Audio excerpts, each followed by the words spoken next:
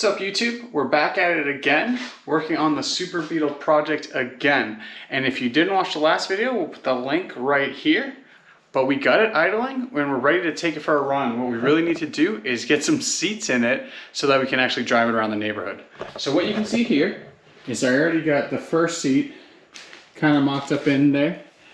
But and it came with some like universal sliders, but what we'll need to do is make some bracketry to attach it from what they gave us to kind of what I already have in the Beetle for seat mounts. So right now I'm going to jump right into it, and that's what we're going to show you.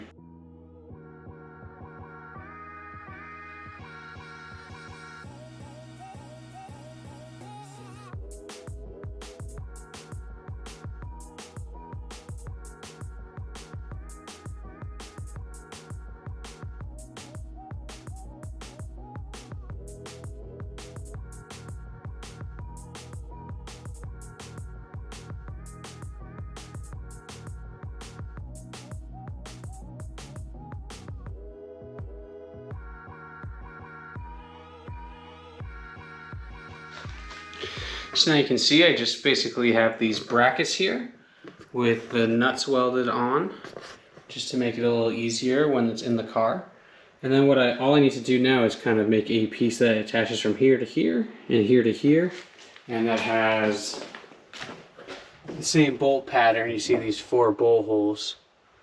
And then we'll be able to just bolt that bracket in here and then bolt the seat to the bracket now that the nuts are welded on pretty easily.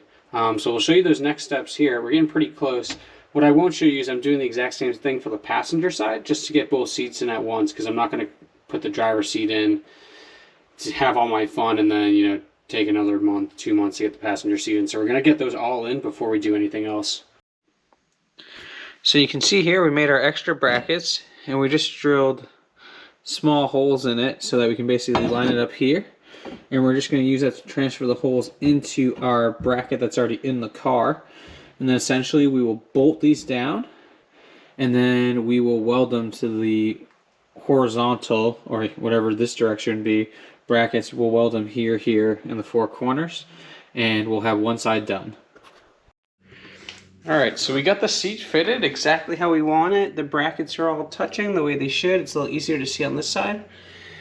So now what we're going to do is very cautiously tack it with the TIG welder, and then we'll tack as much as we can on this side, on the other side, and then we'll pull the seat off it, probably do a few more tacks, and then we'll finish weld it up on the bench.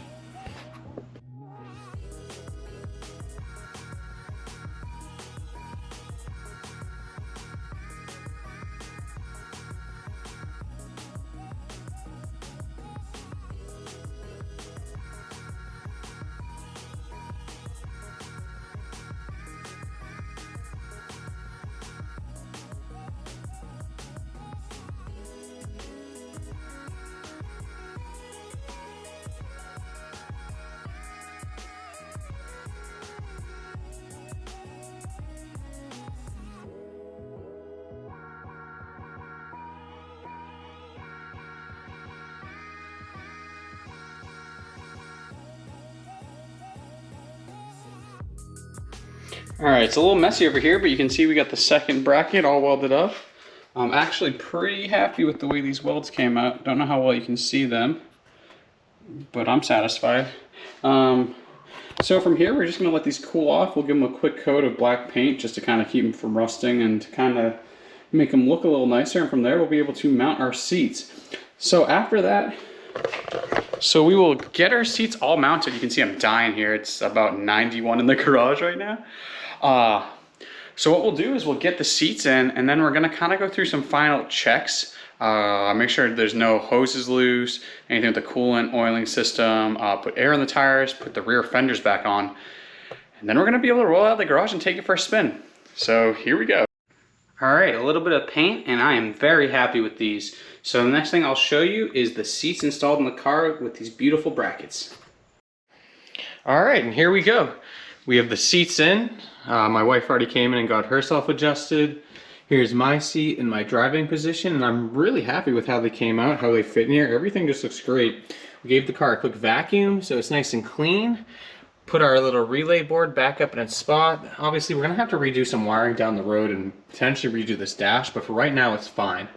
So then the other things we did, you know, kind of off camera after we got the seats in were we threw the fenders back on, which is always nice to see. The lights aren't in, but the fenders are on, so that's good. We added the PCV system. So you see right here is our Seiko Michi. This is kind of a niche market, I guess you'd say, but these are really nice oil air separators, catch cans, whatever you want to call them. But we got this plumbed in kind of in a temporary fashion, but just enough for us to be able to drive. We got the intercooler put in a permanent way. You know, everything's all bolted up. All the hose clamps are on tight. Checked for any exhaust leaks. So really, we are about ready to get this thing out of the garage. The last thing I need to do, which really shouldn't have been the last thing, is I need to confirm the ignition timing. So what we'll do is we'll turn it over to the #1 cylinders at top dead center. We'll give ourselves a mark for ignition timing, and we'll use our timing light to make sure that it's at, you know, the motor is running what the Mega Squirt thinks it should be. So that's really the last thing we need to do. And the only reason I'm doing that is because I really don't want to take the car out of the garage with a huge issue with ignition timing, and once we put load on it, really damage anything. So we'll make sure that's right, and we'll probably put some conservative timing in it just to be safe.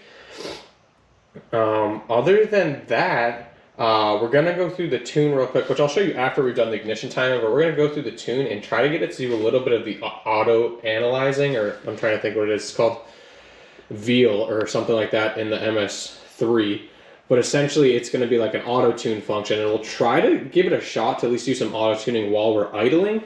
And then hopefully we can do a little bit of like neutral low load revving to kind of get it to auto tune there.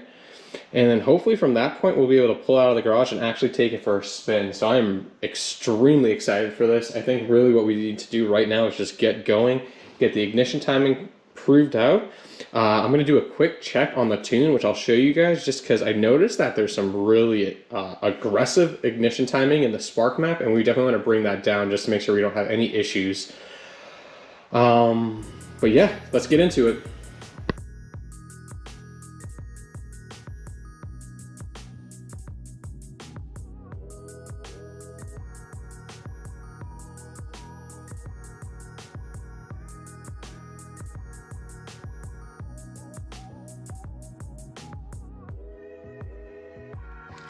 So now that I have this arrow here, which you guys should be able to see, there's an arrow. If I can, let me get my flashlight.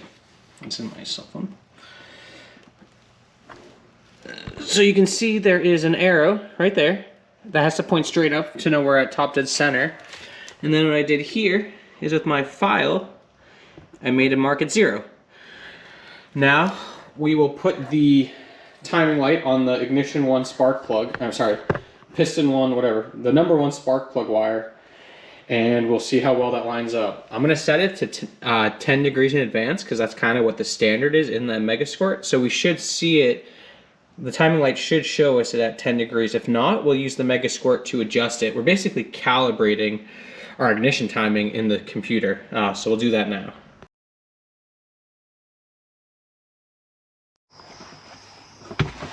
All right.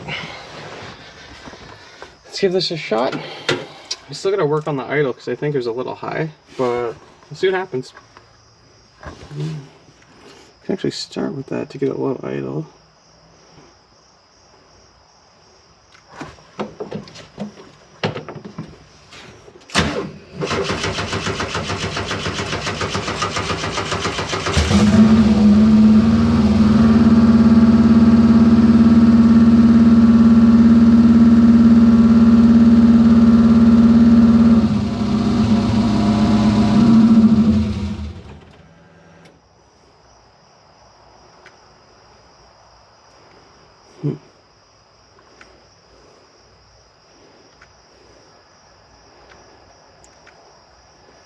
Let's get this up a little bit. Idle cranking.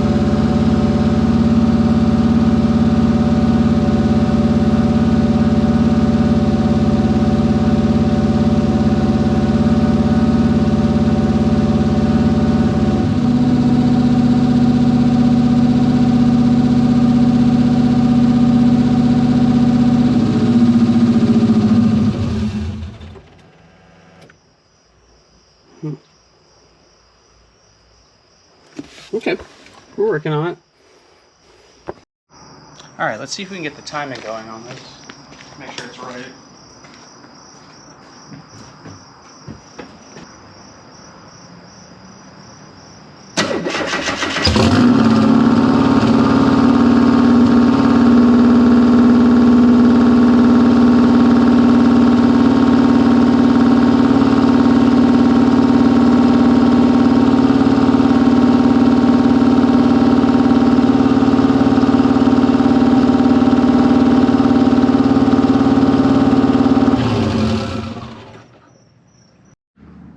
Alright guys, so like you saw, that idle wasn't great. I mean, we can still get it to start every time now, which is awesome, but it's idling at like 2000 RPM, and anytime I try to get the IAC to close more to lower the idle, it immediately stalls out.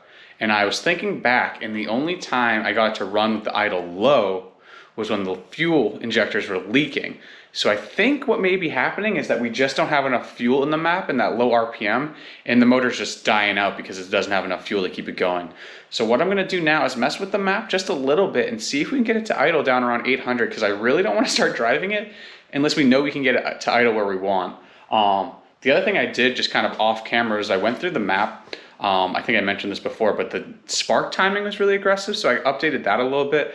And I also went through and adjusted the AFR just a little bit based on what I read, where you want to have it, you know, stoichiometric 14.7 versus where you want to have it a little more rich. I'm not really going to lean out any of the map right now past stoichiometric, you know, into the 15s where you have more air, because I don't want to risk any damage to the motor. But now we have the spark right, we have a pretty good AFR table, and now I'm gonna update the fuel injectors just in the region where we think it's idling, in that, you know, kind of 1500 to 800 RPM. I think that's where we're having a problem, because we can only get down to 1900 before it stalls out. So I'm gonna modify the tune right now. I can show you it, and then from there we'll give it another run, and hopefully we can get it to idle around 800, and then we will check the timing, because we still haven't done that. We'll check the spark timing. So like I showed you, put a little notch in it. I think I showed you. I'm just gonna re-show you everything just in case, it's a new day. We put a little notch in it right here at where it was at 0 degrees. Obviously I've rotated the motor since then because I was running it, but we'll also check the spark timing just to make sure everything's good there, because we really want to be able to drive it today. But I also am not gonna rush it, you know, mess up the motor. So here we go. So yeah, look at my fuel map. You can actually see these cells are extremely low. I don't know if it'll zoom in or not, but everything's at about 18. And when we've been idling, it's really been closer into this like 80, 60, 70 range. I think what I'm gonna try to do is bump everything up to like 25. That's currently 18, and see if that helps us out.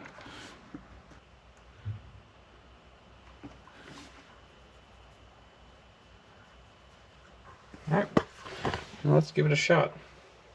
And actually, the other thing I'm going to do is I'm actually going to lower my startup idle cranking duty.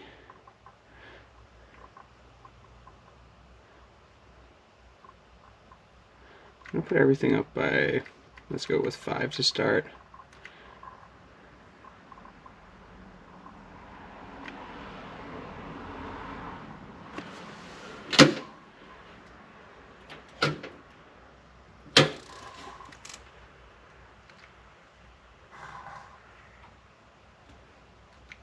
Let's see. Idle cranking. Cool. And then we'll also go to the, where's the,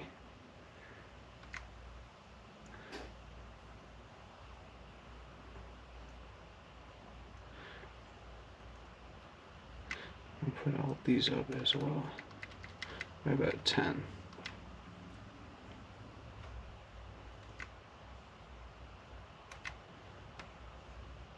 Let's give it a shot.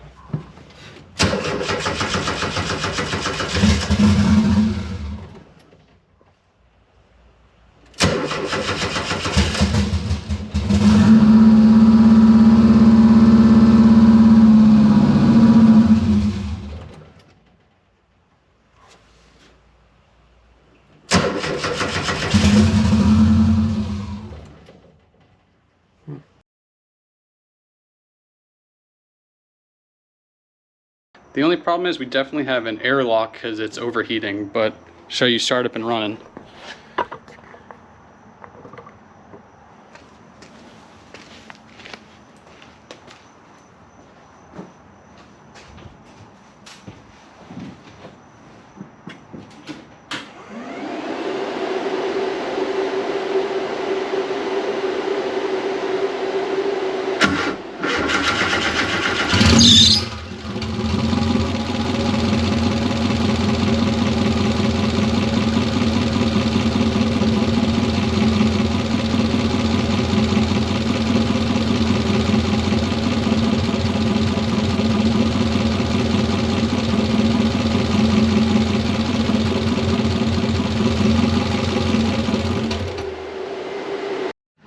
Alright, so we've been dragging on a little bit with this. I know we have a lot of footage of bad idles, rough idles, no starts, but we are finally at the point where it's idling right. I'm gonna check the idle, I'm gonna check the spark advance to confirm it matches up with the ECU. I know I've been saying I'm gonna do it. Now that we have a good idle, I can finally do it. I'll lock it into like 10 or 15 degrees and confirm it on our marking on the pulley, and adjust accordingly. Hopefully we don't need to at all, but we will if we have to. And then in that process, we will also burp the cooling system, and we will be taking it for our first drive.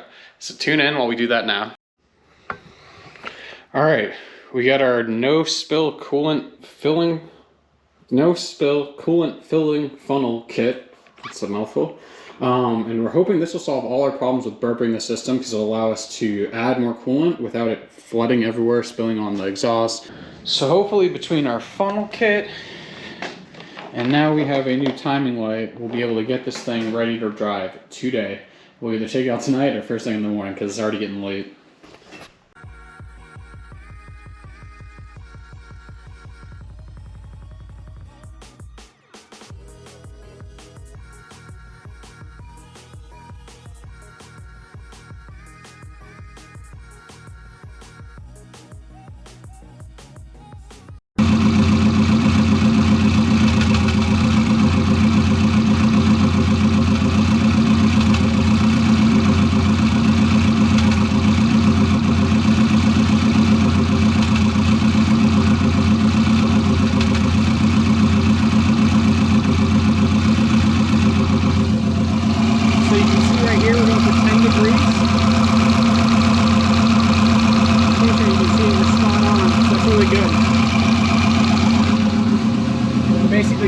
Just use this trigger wheel wizard to make it work.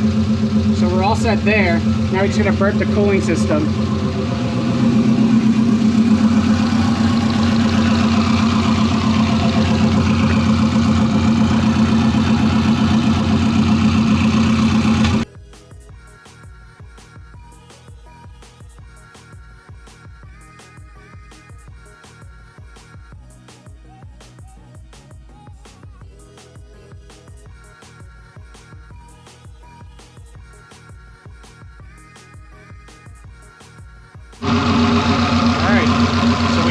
Ignition timing.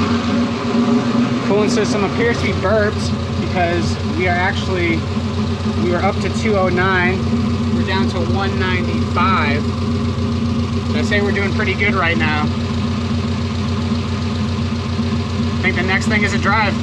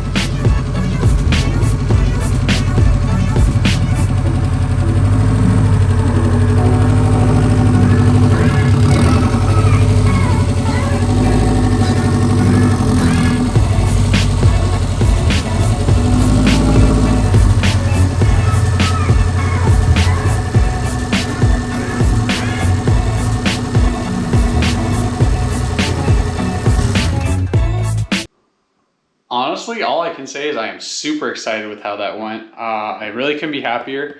We didn't have any stall outs. We didn't have it didn't even really misfire. It didn't feel like it was a really good drive. Granted, we didn't go very far. We didn't go very fast, but that was just completely awesome. I am super pumped. I hope you guys enjoyed it. We have a lot more to come now that it can actually be driven on the road. We got to finish wiring the lights. They were wired before, we just have to rewire them since we took the sheet metal out. We have to patch up the firewall in the back. We need a new rear apron to put on. I'm trying to think, we have a couple other things too. We have some upgrades. We do have I believe it's a Tomei exhaust I got for really cheap here locally. We bought a muffler that we may or may not put on to quiet down a little bit. And I actually have a WRX STI maybe intake manifold, so we could use those injectors. But those will all be down the road because we gotta get this thing driving and having fun with it. So in our next few videos, you'll see us patch up some of that sheet metal, and you'll definitely see us do some street tuning on it, which I'm super excited for. So we'll show you guys how the auto tune works in the Mega Squirt Tuner Studio. We'll show you how that works, do a little in-car footage and let you guys kind of hear how it sounds in there. And we'll drive around the neighborhood and slowly take it a little further and further until we're out on the roads. So with that, make sure to hit the subscribe button to see more content. If you liked it, give it a thumbs up, share it with your friends, and hope to see you again soon.